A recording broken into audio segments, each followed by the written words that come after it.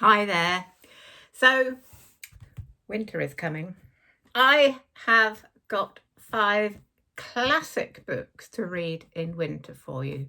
This is the first of 2 or 3 winter book lists. And I thought I would start with some classics for you to curl up with on a cold winter's night.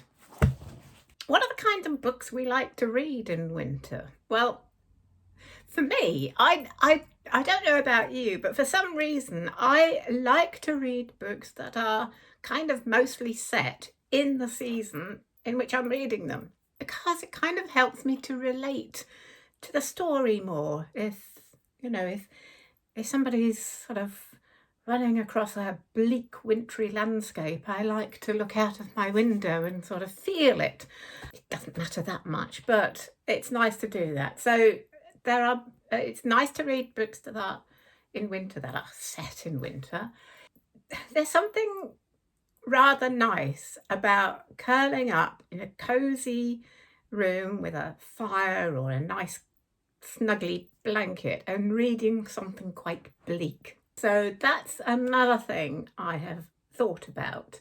I've just gone through my bookshelves and I've picked out some classic books that I think quite suit the kind of books you want to read over the winter months. Now, it's not yet winter.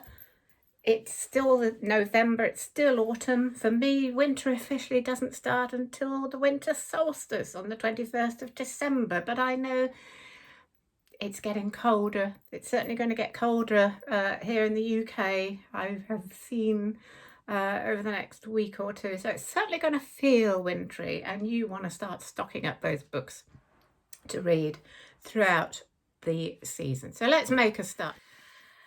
My first suggestion is a fantasy novel that I just ate up when I bought it, and it's the first of a trilogy, and it's a fantasy book, and it is Mervyn Peake's Titus Grown.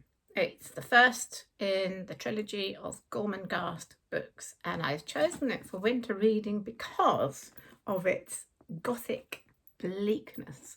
It is set in the crumbling, vast gothic castle of Gormenghast, and it begins with the birth of Titus Grown, the son of Lord Sepulchrave, and he has a sister called Fuchsia. And it's the story of Titus Grown, but it's also the story of ruthless ambition, complex ritual, and a long and strange history that is only understood by the Lord of the Library, Sourdust. I love the names in this novel. The Titus Grown himself, Steerpike, who is very much the villain of the piece. The whole book has an atmosphere of gloom and real sort of dark foreboding. It's not a happy book, but the minute you enter its pages, you are completely hooked. It's so rich in its range and imagination. And I wrote my name in it. I bought it in June 1988. I was in my late 20s when I bought this, and I absolutely loved it. Peopled by the dark characters who inhabit the half-lit corridors. Lord Sepulchrave, a figment of melancholy, and his red-haired countess, Swelter the chef, and his bony enemy Flay. Dreamlike, lush, and fantastic. If you like fantasy, you cannot do much better than Titus Grown. Okay. I've been joined by my little furry friend. She's a little annoyed with me because it's nearly her dinner time and I'm talking to this instead. I've got 2 more fantasy novels, so let's have a look at those first.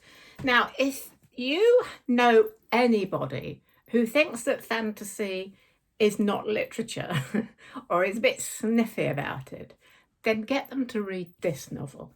It's The Left Hand of Darkness by Ursula Le Guin. Yeah. Ursula Le Guin is the most amazing writer. It's a classic. It says on the front, it is a classic of science fiction, and she won 2 awards for this book. And it's set on a planet called Winter, where it is semi-Arctic, even at its warmest time of year. The other strange thing about this planet is that everybody on it is the same sex. And the book is about a visitor from another planet. He arrives on this, and he is from a completely different culture. This is a character called Genli I, who is sent to the planet as an envoy to try and get the planet of Winter to join in a kind of confederation of planets. And he is completely thrown by this strange, unusual culture of the planet, and is trying his best to sort of fit in and understand the people of it. And there is a long section where he travels through this wintry landscape with an inhabitant of Winter, and they form a relationship. And it's extraordinary. And it's extraordinary because she, while it's fantasy and science fiction, she also tells us a lot about us. She was a very strong feminist, anti-war, and a lot of her philosophy and those political beliefs are in her book. So there is nothing light about it, but it really is very extraordinary. And I remember finishing this book and feeling that I'd kind of grown in some way. It really affected me very, very deeply. I really came out of it feeling that I'd just read something very special indeed. So yes, if you ever think that fantasy and science fiction is like the lower end of literature and books, then think again. Ursula Le Guin was an amazing writer. She died fairly recently, sadly, but you must if you want to read fantasy and science fiction, you have to read Ursula Le Guin. She is the best. And my third fantasy novel that I've picked out for winter is another first book in a trilogy, and it's Philip Pullman's Northern Lights. Now, these are classed as children's books, but they are easily readable by adults. There's much more. When I first started reading it, I was absolutely amazed by how sophisticated it was. So it's sort of older children, young adults, really, I would say. Again, I absolutely loved these books, and I loved the idea. Starts out in an alternative version of Oxford, with the wonderful character of Lyra, a young girl, and her demon, which in that world that Philip Pullman has created, everybody has a demon, which is kind of like an animal representation of their soul, a spirit. And I absolutely loved that idea. Lyra leaves Oxford to find her friend, Roger, and her quest leads her into this northern place, this bleak winter landscape, and this terrible place where they are taking children and having their demons cut from them. It's like the worst thing that could possibly happen. And she discovers that her own mother, the terrible Mrs. Coulter, is involved in this. So the imagination of Philip Pullman just astounded me. This is just such an amazing story. And just as a little diversion, I actually had the privilege of meeting Philip Pullman a few years ago. My friend and I were in quite a famous pub near Oxford called the Trout, and Philip Pullman lives quite near there. And we were sitting outside by the river, and a few tables away, it was somebody setting up a microphone, and my friend nudged me and said, "That's Philip Pullman," and it was Philip Pullman who was being interviewed, and we sat there a few minutes. I said, "Shall I, shan't I, shall I, shan't I?" And I did in the end. And I cannot miss this opportunity. And I went, after he'd finished his interview, I went over and I just, called for a while, as you do when you meet a hero. But he was lovely. He was so gracious, and he was very interested to know that I was a writer too, and my friend as well. And he said, "Oh, good luck to you," and he was lovely. Such a nice man. They say never meet your heroes, but in that case, I was glad I did. So there you go. If you haven't read the trilogy, then that's the one to start with.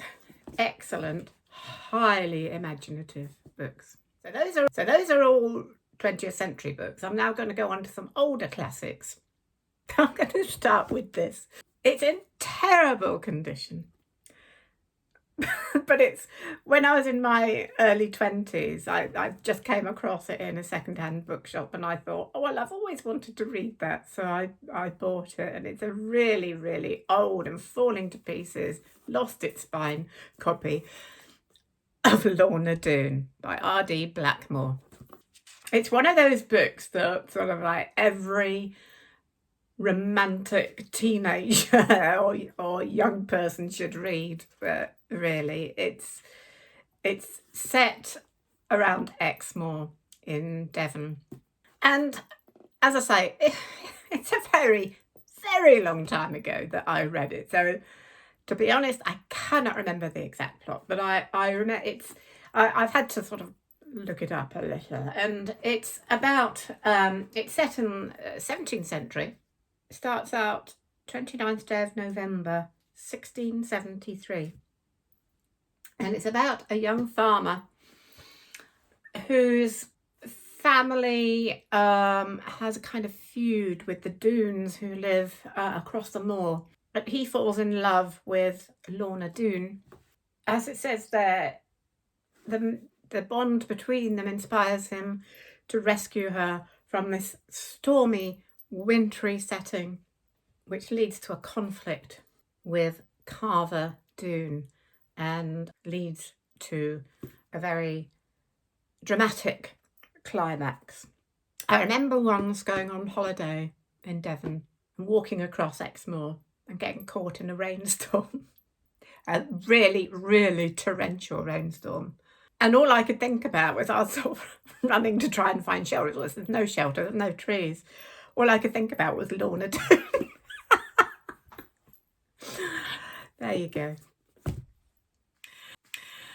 Now, another classic book set in bleak moorland, but this time in the north of the country, is Emily Bronte's Wuthering Heights. And this is another old copy of mine. And of course, as most of you will know, this is about the doomed love between the sort of wild kind of gypsy boy who's grown up as adopted and a servant, and falls in love with Catherine from a higher status. And it is about their love. It's about passion, and it's about obsession, and it's about a love that kind of destroys both of them. I'm not going to say any more than that. Probably most of you know the story, and I don't want to go, if you don't know the story, I don't want to sort of go any further. But it is Emily Bronte's great work, her only novel, and I've included it in winter reading because of the scenes on the wild Yorkshire moors, thrilling, cold, and there's something kind of very enthralling about the passion of a great love set in a bleak landscape, isn't there? Yeah, you have to read that. And my last classic book I've chosen for winter is a Charles Dickens book, but it's not that one, not the most obvious one, because I'm going to do sort of slightly more Christmassy books towards Christmas. But I have chosen Great Expectations by Charles Dickens because it starts out, again, another kind of bleak landscape, and this time in Kent marshlands, where the character of Pip grows up.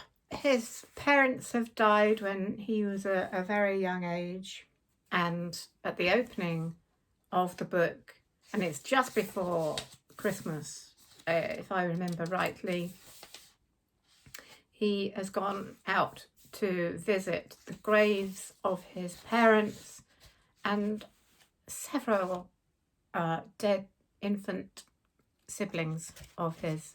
He was adopted by his much older sister, who is married to Joe, who is a lovely character in the book. But as the book opens, he is in this bleak landscape visiting the graveyard, and he meets this escaped convict on this bleak. So I can't help thinking of David Lean's wonderful 1940s film. I think it is one of the, I love David Lean films. It is so atmospheric, and every time I think of that opening scene, I always think of David Lean's wonderful adaptation of and the fog and the darkness and this strange wild man looming up out of the mist, and it's very, very scary at first. But of course, the whole of the book is about Pip's growing up, and there's the strange character of Mrs. Havisham, who has him come to her grand but crumbling house, where she sits in this ancient dusty bridal wear and a wedding feast which has never been cleared away, and she is stuck in the past where she was left at the altar. It's so psychologically dark, but Pip sort of grows to a man believing, because he discovers he has great expectations that somebody has left him some money, and he thinks it's Mrs. Havisham. And it's a story of how he deals with this sort of coming great wealth, and he becomes for a while rather spoiled and arrogant, and it's how he develops, and there is a sort of twist at the end, and it's I think it's one of my favourite Charles Dickens books. I mean, I have read them all, along with Nicholas Nickleby, David Copperfield. Oh, I don't know, it's really difficult to choose, but yes, a bleak opening. So, and it's a really good book to curl up with in winter and, you know, get you through the winter months. So there you go. That's my choice of 5 classic novels to read over winter. I'll be doing some more closer to Christmas next month. I've got quite a few more books to read around Christmas and through the winter months. So please subscribe, make sure you get updates, and please tell me what your favourite books to read in winter are as well. That would be great to hear. I love to hear from you. So take care, and I will see you again soon. Bye for now.